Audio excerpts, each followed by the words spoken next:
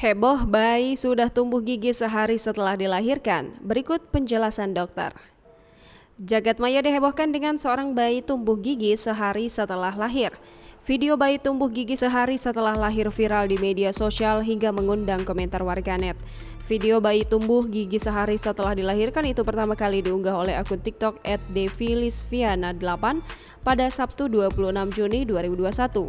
Video viral tersebut sudah disaksikan sebanyak 977.000 kali dan disukai 39.000 pengguna TikTok. Melalui video tersebut, pengunggah juga memperlihatkan dua bagian gigi yang sudah tumbuh pada bayi tersebut. Menanggapi video viral tersebut, dokter anak di Rumah Sakit Kasih Ibu Solo, Dr. MN Ardi Santosa SPA mengatakan, tumbuhnya gigi pada bayi yang baru lahir merupakan kasus yang jarang terjadi.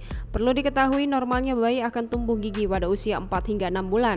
Dr. Ardi menuturkan hingga saat ini penyebab tumbuhnya gigi pada bayi yang baru lahir masih belum diketahui secara pasti. Namun, diduga bisa terjadi karena kekurangan vitamin, gangguan hormon, sindrom bawaan, serta keturunan.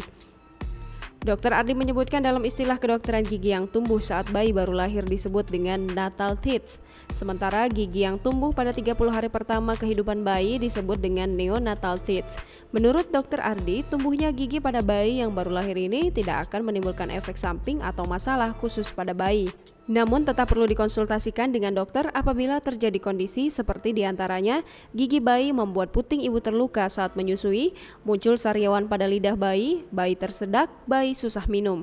Jika terjadi masalah seperti yang telah disebutkan, Dr. Ardi menganjurkan kepada orang tua untuk melakukan konsultasi dengan dokter.